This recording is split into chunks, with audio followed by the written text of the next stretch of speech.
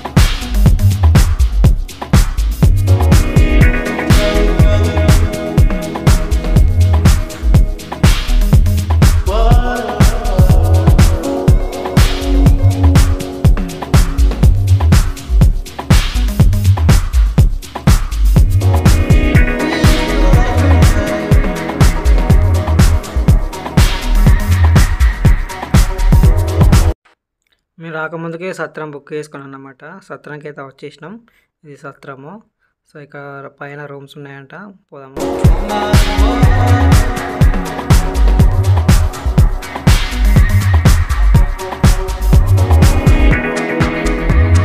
Night రూమ్లో rest తీసుకున్నాము. మనం అనుకున్నది వేరు, దేవుడు అనుకున్నది వేరు.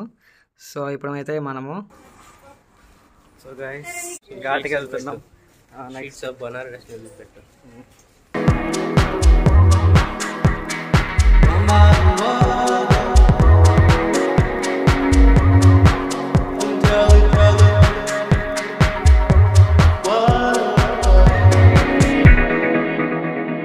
సో ఇక్కడ నుంచి దగ్గరలో అంట, డిస్టెన్స్లో ఉందంట, దగ్గరలోనే. సో ఇక్కడ నుంచి కొన్ని టెంపుల్స్ కూడా ఉన్నాయంట. ఇదే అసలైన కాశీ గంగ కనబడుతుంది ఇక్కడ నుంచి. సో ఇక్కడ నుంచి మనం వెళ్దాము. సో మన వాళ్ళు అయితే వచ్చేస్తున్నారు అందరూ. మార్నింగే ఎర్లీ మార్నింగ్ అందరూ చూడండి ఎలా ఉన్నారో. ఫ్రెష్ అప్ కూడా కాలేదు, డైరెక్ట్ ఫ్రెష్ అప్ వెళ్ళకూడదట. సో ఇక్కడ వచ్చాకో ఇదే కాశీ వాటరు. సో మనం చాలామంది అదర్స్ వాళ్ళు కూడా వస్తున్నారు, చాలామంది అవుట్ ఆఫ్ వాళ్ళు వచ్చి ఇక్కడ మొత్తం ఇక టూరిస్ట్ కదా అలా, కాబట్టి ఇక్కడ చాలా ఫొటోస్ వీడియోస్ చాలామంది యూట్యూబ్లలో చూస్తున్నారు, ఇన్స్టాగ్రామ్లో కూడా చూస్తున్నారు. కాబట్టి ఇది ఒక ఛానల్. సో మనం ఏంటంటే ఏదో మన డబ్బులు ఉన్నాయి వాళ్ళు వేలు వీళ్ళు వేలు అని కాదు, శివయ్య అనుకున్నాడు అనుకుంటేనే పని అవుతుంది. ఏదో మన డబ్బులు ఉన్నాయి రెడీ అవుదాం, నగిలి చదరండి, ఇక బుక్ చేసుకొని వెళ్ళిపోదాం అంటే కాదండి. క్షేత్రం ఇది కాశీ క్షేత్రము, కాశీ విశ్వనాథుడి టెంపుల్ కాబట్టి ఆయన నిర్ణయం లేనిదే చీమైనా కానీ గుట్టదు. కాబట్టి ప్రతి ఒక్కరు కూడా వాళ్ళే పోతారా, మనం పోలేమా, నాకు ఆస్తులు ఉన్నాయి పాస్తులు ఉన్నాయి నాకు కోట్లు ఉన్నాయి అంటే కుదిరే పని. ఆయన రానేడు, నువ్వు ఎన్నిసార్లు రెడీ అయినా టికెట్లు క్యాన్సిల్ అయితే నీ ప్రయాణమే క్యాన్సిల్ అవుతుంది. సో ఏదున్నా కానీ మనసులో అనుకోండి, మంచి భవిష్యత్తులో మంచి ఇక్కడికి రావాలని కోరుకోండి. లాస్ట్లో మీకు కూడా కూడా శివయ్యని మీకు చూపిస్తాను. ఇక కాశీ విశ్వనాథుడి యొక్క శివుడు ఏ రూపంలో దలిచాడనేది మీకు ఖచ్చితంగా మీకు చూపిస్తామనండి. సో ఇక్కడ నుంచి ఒక్కొక్కటి చూడండి. ప్రతి ఒక్కరు కూడా ఇక్కడ చాలామంది శివయ్యని దలుచుకుంటూ ఇక్కడ చాలామంది, ఇక్కడ నందీశ్వరుడు మనకు అది ఎదురుగా వచ్చాడు. సో ఇక్కడ అట్లా వెళ్ళిపోతున్నాము. సో దగ్గరికి వచ్చేసాము అనండి. సో ఇక్కడ నుంచి దగ్గరికి వచ్చేసినాం. చూసారా ఎట్లున్నారో సాములు వాళ్ళు. సో ఇక ఇదే కాశీ యొక్క క్షేత్రము, ఘాటి అన్నట్టు ఇది. ఇక్కడ చాలా ఘాట్లు ఉన్నాయి. ఈ ఘాట్ల పేర్లు ప్రతి ఒక్కటి కూడా మనకు వాళ్ళు చెప్తారు, చూద్దాము. బోట్ ఎక్కినాక ప్రతి ఒక్క వడ్డు అంటే ప్రతి ఒక్క ఘాటు గురించి కూడా వాళ్ళు ఎక్స్ప్లెయిన్ చేస్తున్నారు, వాళ్ళు చెప్తున్నారు ఇది అని. పూర్వకాలంలో ఎవరో దాడి చేయడానికి వచ్చినప్పుడంట వాళ్ళకు ఇక్కడ క్షేత్రం కనిపించకూడదు అనేసి ఇట్లా ఘాట్లు ముందు ఎదురుగా కట్టారంట. కట్టినప్పుడు వాళ్ళకి అర్థం కాక మళ్ళీ వాళ్ళు ఏం చేశారంటే తిరిగి వెనుకకి వెళ్ళిపోయారట. దాడి చేయకుండా వెనకకి వెళ్ళిపోయారట. అసలు అర్థం కాలేదట ఇక్కడ ఏం జరిగింది, ఎన్ని గుళ్ళు ఏంటి, అసలు ఇక్కడ ఏ గుడి ఉంది అనేది కూడా అర్థం కాలేదంట. సో అందుకనే ఇది క్షేత్రము. సో ఇది ఇక్కడే నాన్నదొక పూజ జరగబోతుంది. సో అయ్యగారు కూడా ఇక్కడే ఉన్నాడు. సో ఇదంటే ఘాటు చూడండి ఎంత అద్భుతంగా ఉంది, చాలా సూపర్గా ఉంది. సో ఫస్ట్ టైం వచ్చాను కాబట్టి మా వాళ్ళు రెడీ అవుతున్నారు. స్నానం చేసి రమ్మన్నాడు అయ్యగారు. స్నానం చేసి వచ్చినాక తర్వాత పూజ స్టార్ట్ చేద్దామన్నాడు. సో అందుకే మేము రెడీ అవుతున్నాము. మా కాక మా నాన్న వాళ్ళ తమ్ముడు, లాస్ట్ తమ్ముడు. సో ఇదన్నమాట కాశీ యొక్క ఘాట్. సో ఇది చూడండి, ఎన్ని ప్రతి యూట్యూబ్లలో ప్రతి ఒక్కరు కూడా చాలా క్లిప్స్ తీస్తుంటా ఉంటారు కెమెరా తోటి. మనకు మొబైల్ కాబట్టి మొబైల్ తోటి మనము షూట్ చేస్తున్నాము. సో స్టాప్ చేయాలి, తీయాలి కాబట్టి ప్రతి ఒక్క షాట్ తీయాలి కాబట్టి ఇట్లా. సో నేను బోట్ ఎక్కినాక ప్రతి ఒక్కరు కూడా చూపిస్తాను నేను. ప్రతి ఒక్కరి స్నానం అయితే మునుగుతున్నాను. త్రీ టైమ్స్ మునగాలి. సో ఇదైతే మనకు స్నానము కాశీ యొక్క గంగ. ఇదే గంగ చూడండి. ఇక్కడ నుంచి పూజ స్టార్ట్ అయిపోతుంది. నాన్నది ఒక కార్యక్రమం పిండ పదార్థనం అనేది జరుగుతుంది. వాళ్ళు సిద్ధం చేస్తున్నారు. సో ఇక్కడ నుంచి మనకు నాన్నకి మోక్షం కలిగిందా లేదా అనేది టైటిల్లో చూసారు కదా, అదే అన్నమాట.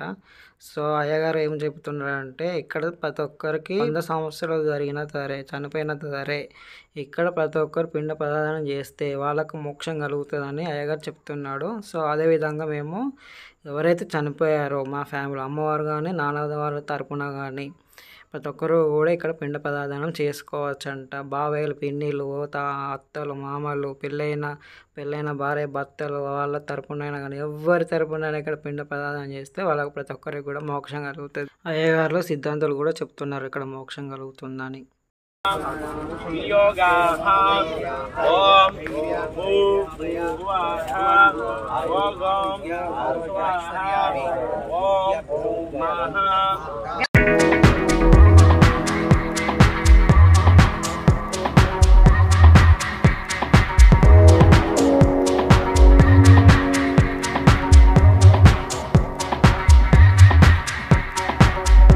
अस्तु भगवान विश्वेश्वराय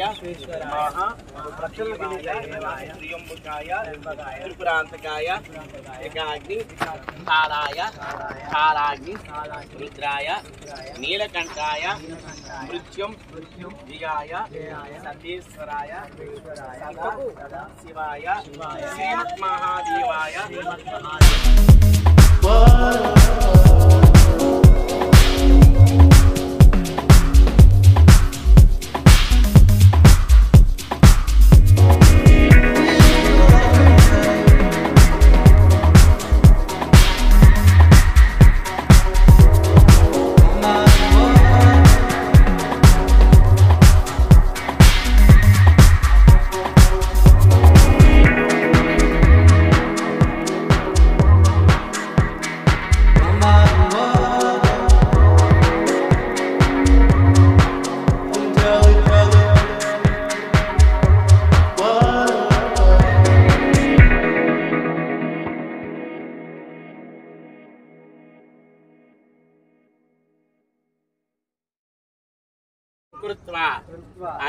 अभी यदास्ते संतता श्रीरस्तु नित्या श्रीरस्तु. పూజ అయితే కంప్లీట్గా కంప్లీట్ అయిపోతుంది. సో నాన్న యొక్క అస్థికలను పిండ పదార్థాలను పట్టుకొని మనము కాశీ గంగలోకి వెళ్దాము. ఈ బోట్ వాళ్ళతో మాట్లాడుతున్నాము. రేటు ఫిక్స్ అయిపోయింది. సో ఇది పట్టుకొని మనము నాన్న యొక్క అస్థికలు పిండ పదార్థాలను పట్టుకొని గంగలో కలిపిద్దాము, అంటే సమర్పించుకున్నాము. దీన్ని బట్టి నాన్న యొక్క కర్మను బట్టి మేము ఒక 5 కొడుకులము, అంటే ఎంతమంది తన తల్లిదండ్రులకు ఎంతమంది కొడుకులు బిడ్డలు ఉన్నారో వాళ్ళు చేసిన కర్మం బట్టి, వాళ్ళ ఆత్మ కర్మం బట్టి వీళ్ళు మోక్షం కలిగిందా లేదా అనేసి వాళ్ళు శివ యొక్క త్రిమూర్తులు కలిసి నిర్ణయం తీసుకుంటారు. ఇక్కడ దీన్ని బట్టే ఉంటుంది. గంగలో కలిపిన తర్వాత నాన్నకు మోక్షం కలుగుతుంది. ఓకేనా, ఇది కాశీ యొక్క ధర్మము. యాగంటి గారు మన ఇన్స్టాగ్రామ్లో యూట్యూబ్లో చాలా మన ఈ క్షేత్రం గురించి చెప్తున్నారు. కాశీ ఒక పవిత్రమైన ఒక క్షేత్రం అని చెప్తుంటారు. సో దానివల్ల చాలామంది ఈ కాశీకి రావడము, అరుణాచలం పోవడం కానీ ఇలాంటివి చాలా చేస్తున్నారు. సో నేను కూడా వింటాను. కాకపోతే మనకు అది వినడం వల్లే మనకు అవకాశం వస్తుందని కాదు. సో ఏదైనా కానీ నిర్ణయం ఉండాలి. సో జరగాలి కాబట్టి జరిగింది, వచ్చాము, జరుగుతుంది. సో ఇది నిర్ణయము. నిర్ణయం వల్లనే మేము ఇక్కడ కాశీలో ఉన్నాం కాబట్టి ఇది ఊకే కూడా మనం చెప్తే కరెక్ట్ కాదు, బోరు కొట్టేస్తుంది వీడియో. సో ఇది అన్నమాట. యాగంటిగా చెప్పినవన్నీ సత్యం కాబట్టి అలాంటిదే ఇక్కడ పెద్ద గొప్ప క్షేత్రం కాబట్టి అంతే అద్భుతంగా ఉంది, అంతే చాలా గొప్పగా ఉంది. ఈ క్షేత్రం కూడా చాలా చాలా లోతుందంట. ఈ గంగ చాలా ఫీట్ లోతు బాగుందంట. సో ఇది అన్నమాట.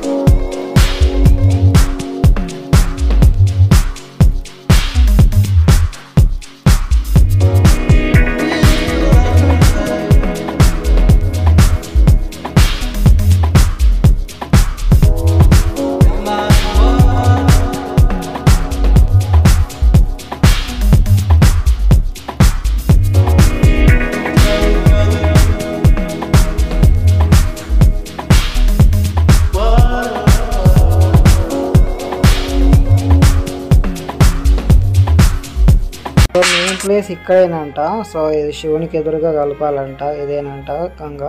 సో అక్కడ పూజ జరిగినాయి అన్నీ ఇక్కడ ఆస్తికలు అండ్ పిండ పదార్థం అక్కడ చేసిన పూజ మొత్తం ఇక్కడ సమర్పించుకుంటాం గంగకి.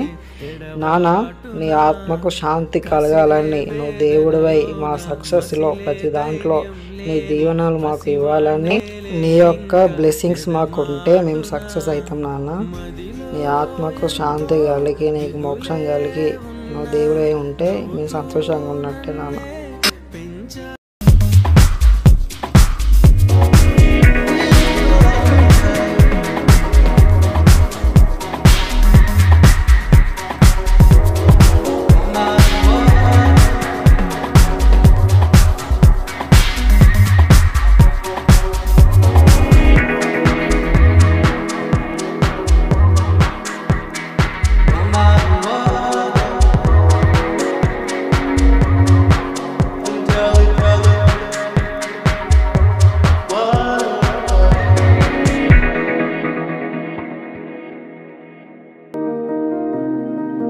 అందరికీ మళ్ళీ డౌట్ వస్తుంది, ఎందుకు సెకండ్ టైం స్నానం చేస్తున్నారు అనేసి. నాన్న యొక్క అస్థికలను పిండ పదార్థాలకు గంగలో సమర్పించుకున్నాం కాబట్టి సెకండ్ టైం స్నానం చేయాలట, అందుకే స్నానం చేస్తున్నాము.